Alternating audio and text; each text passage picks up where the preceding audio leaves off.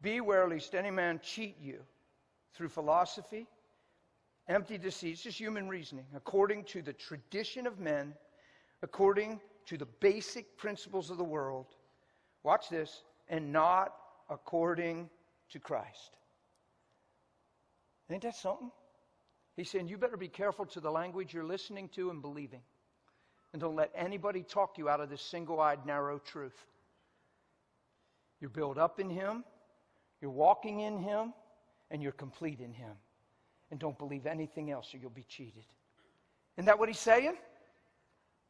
Haven't we found our identity through a million other things? Haven't we found our identity through each other? Haven't some of our relationships just been needs-driven and the right people come into our life at the right time and give us what we need? Come on. And we call it love. We call it friendship. Did you ever notice how hurting people gravitate to people that understand their pain and they call that support? Support what? To make sure you're always hurting? You don't need somebody to understand your pain. That's not compassion.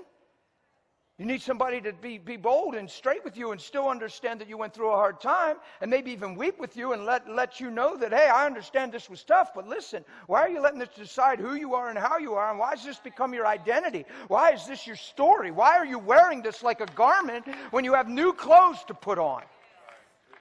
See, that's a friend. Look, I know what he did to you. I know what they said. I know what she did. And I wish she wouldn't have did it. I wish he wouldn't have made that choice. But listen, you can't let one person decide your life, your destiny, and your disposition if it ain't the Lord Jesus Christ. So don't let this be your story. Don't let it be your soap opera. Don't become a sitcom or a weekly story. Like, come on, let's go to the next phase of life and let's step out of the darkness into the light.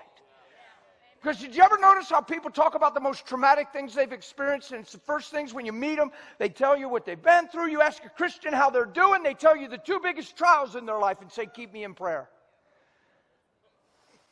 Come on, it's a giveaway that we're identifying our lives by life instead of the giver of it.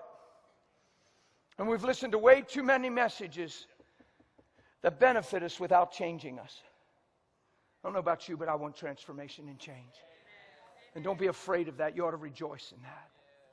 Change is good. Self-centeredness, I'm telling you, if we could ever, Pastor, I pray that we would just have a revelation of how wretched self-centeredness is.